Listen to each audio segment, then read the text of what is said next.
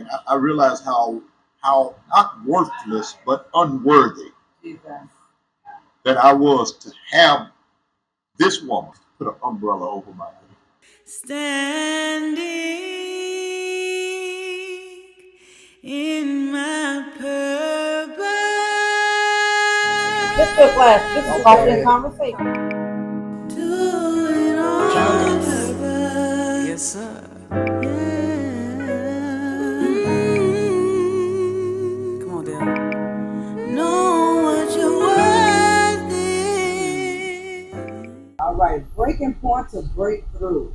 Now here when we talk about breaking point to break through, that is a powerful moment. Yes. When you Psalms 40:2 lets us know that it says he lifted me out of a slimy pit. Out of the mud and mire. God gets in the mud with you. Yes, he does. Yes, he does. He set my feet on a rock and gave me a firm place to stand. God get in the mud with you, He does. pull you up, put you on a rock. He place your feet on a rock. He Yes. give you a firm place to stand. And so, So Everett, you know, what was that moment that changed everything? When was it, where was it in your life that you knew that you had to make a change, that things had to turn? When was that?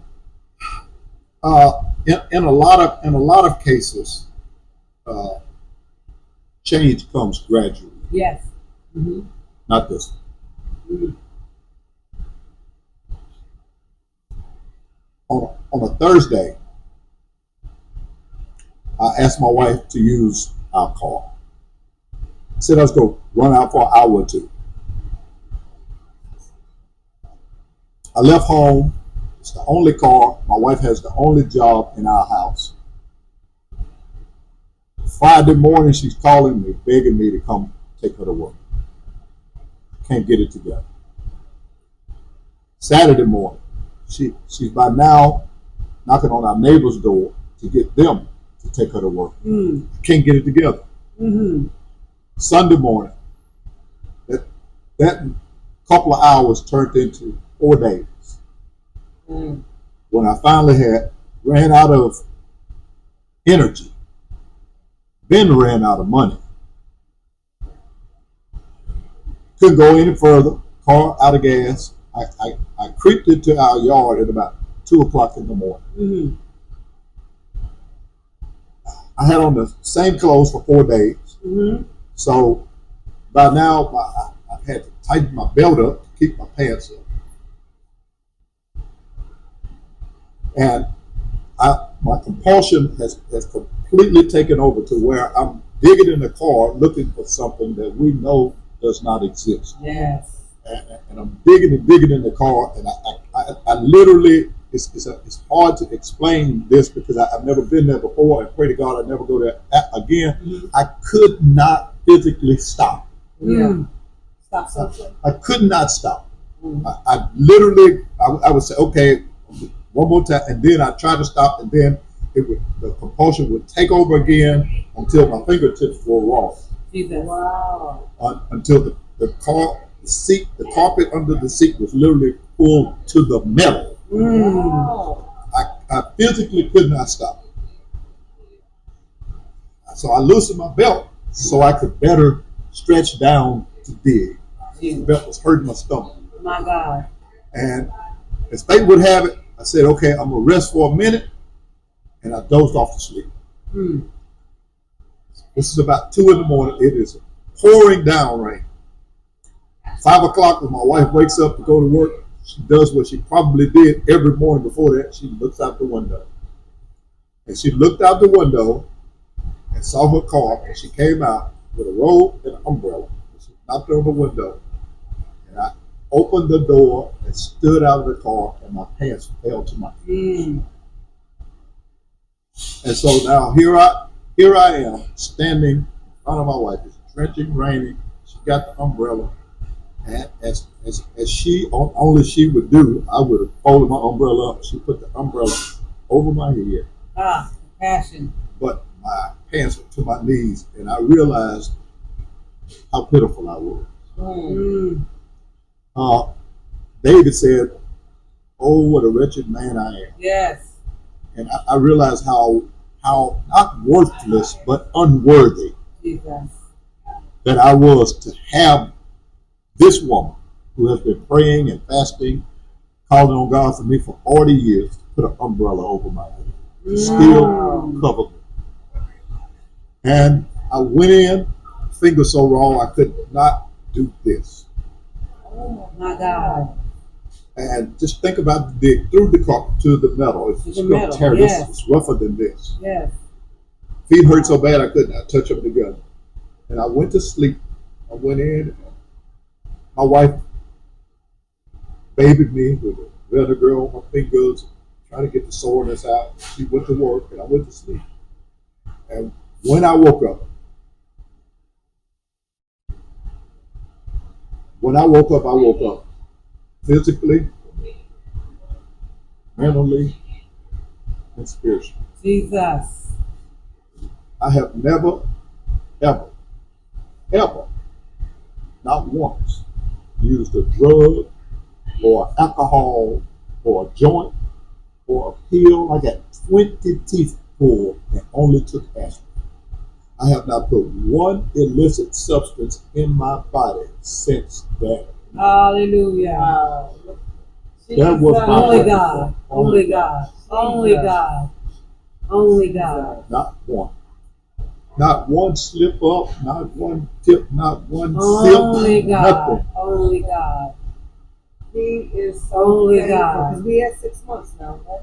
What? We had 7 months. Girl, I'm a year and a half. Yeah. I wish I was 6 months again. Year and a You half. wait a year. I don't know. I'm Indeed. gonna count 6 months. 500 days almost. Oh, on, God. God. Days. Oh, Jesus, yeah. We're going to see how far this is. Let's look at this Yeah, up. because we remember we came through May, summer, and prayed. What was it, April? I had 40 some days. Yep, we prayed. Let me see.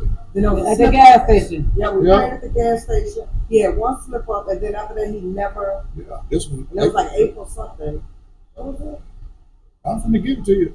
They give it to you for sure. Yeah, April Yeah. 30th. Yeah.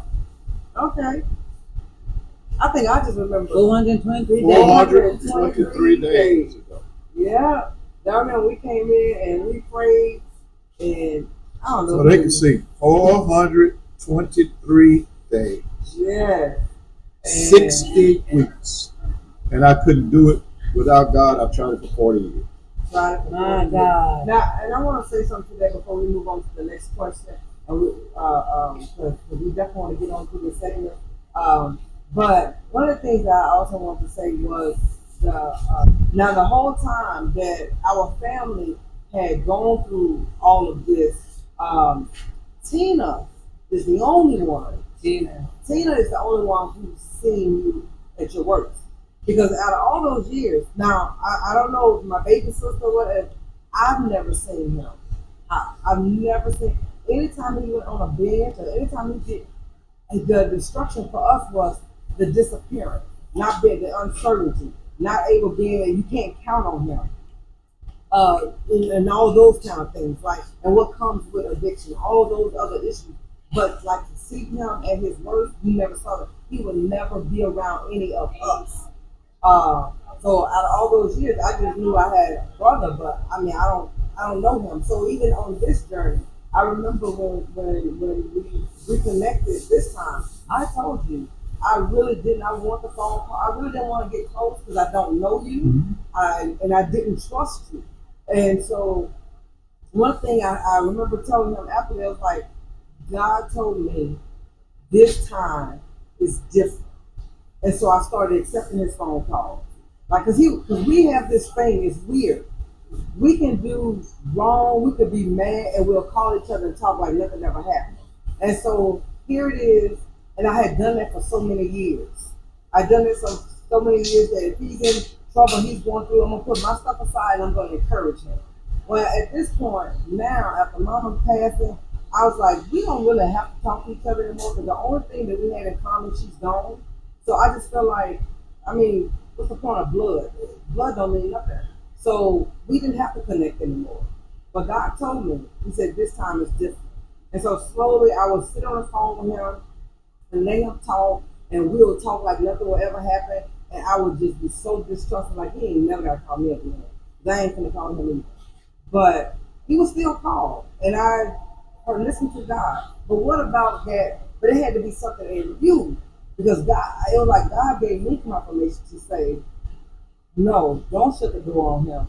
This time it's going to be different. And I heard it, and I remember telling you, but what when you made you know this time is different?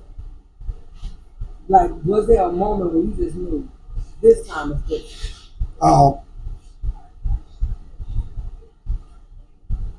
For all those years that I say I just not I say it was as sincere as I could be at that time. I wanted to not experience the consequences of addiction, but I didn't want to not be high. Mm. I didn't know that a sober life had any value. Mm. Honestly, Yes,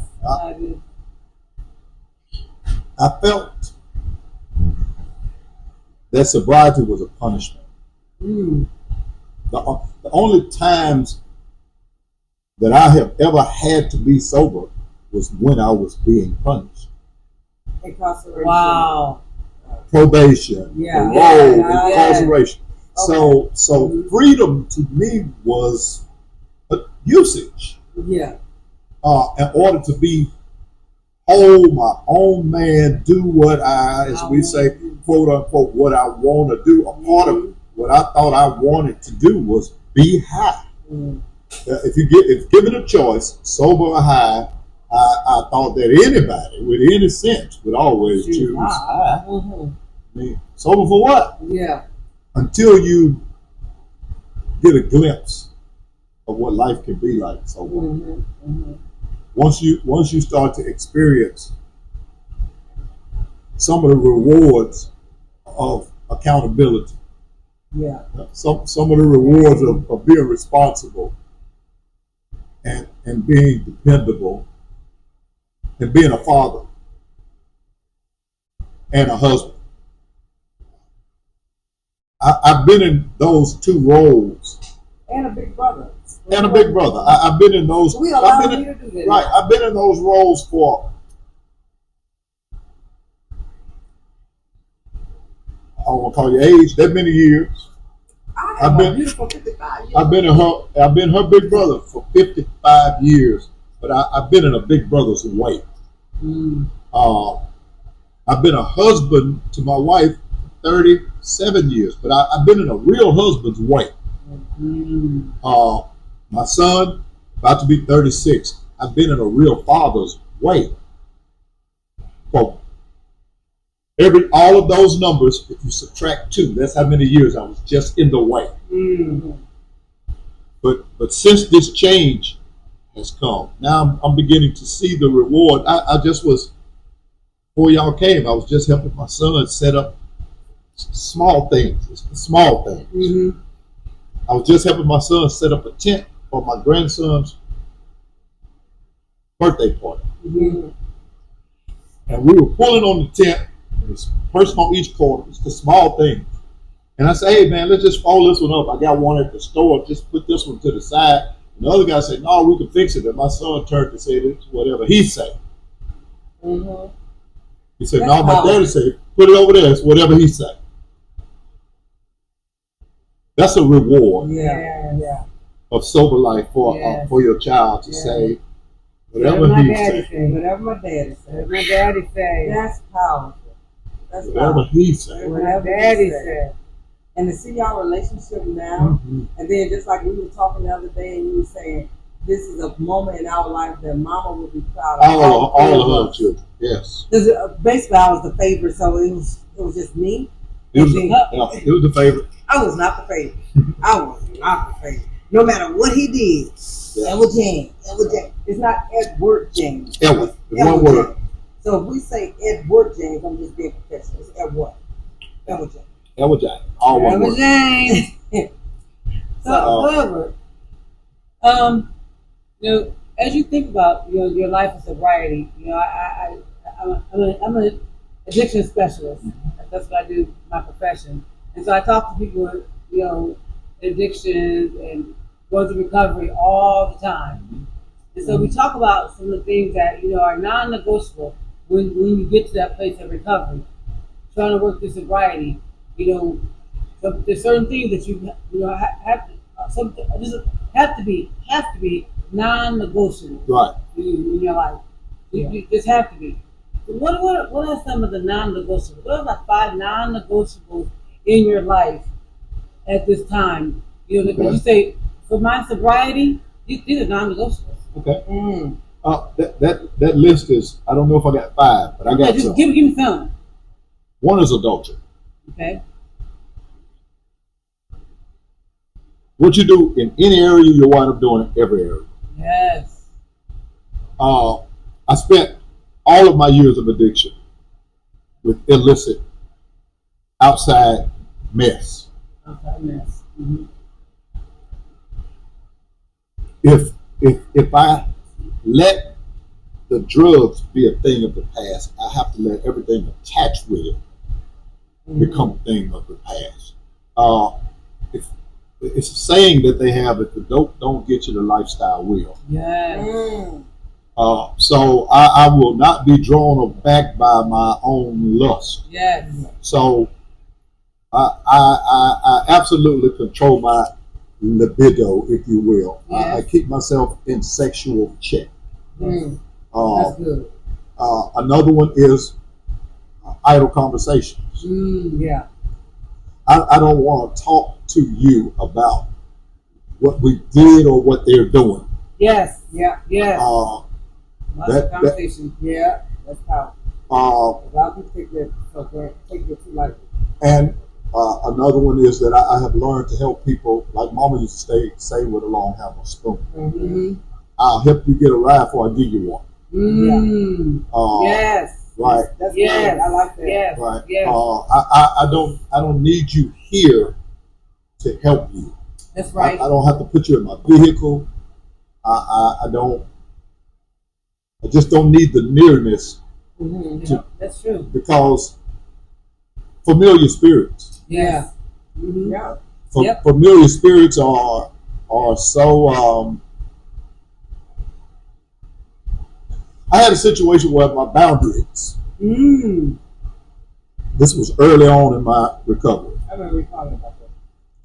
Somebody called me and asked me to loan them some money to help get a bus ticket back to Georgia. All of the devil's bad endings start with good intentions. So I told this person, I say, when I bring you this money, I can't be around no drugs. They assured me that there was nothing there. Of course. So when I pulled up and knocked on the door and walked in, to make a long story short, there was an actual drug party. Woo! I remember calling. And my first thought was, can I get away with it? Woo!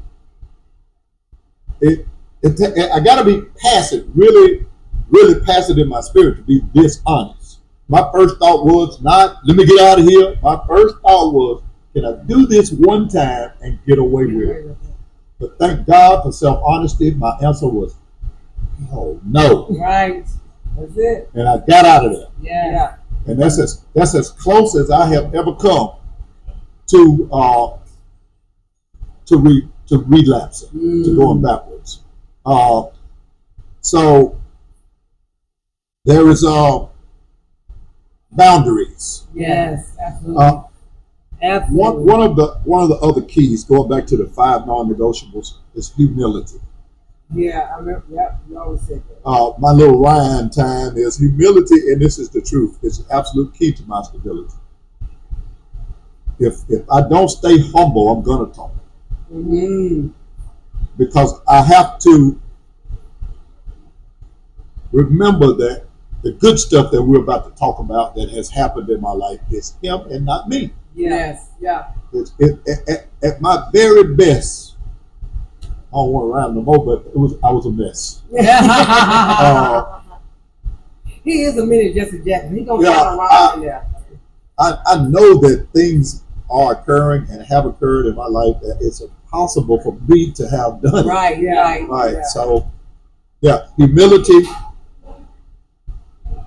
sexual control, helping people without letting them hurt me Yes. Yeah. or put myself in a position to be hurt. Those are the keys to mine. Yeah. Yeah. The non-negotiables. Yeah.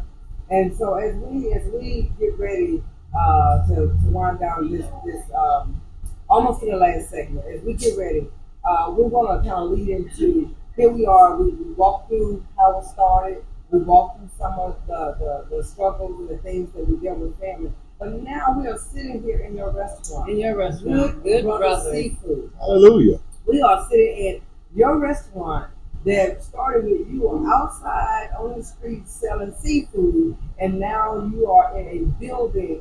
You are now employing people and Buying the building.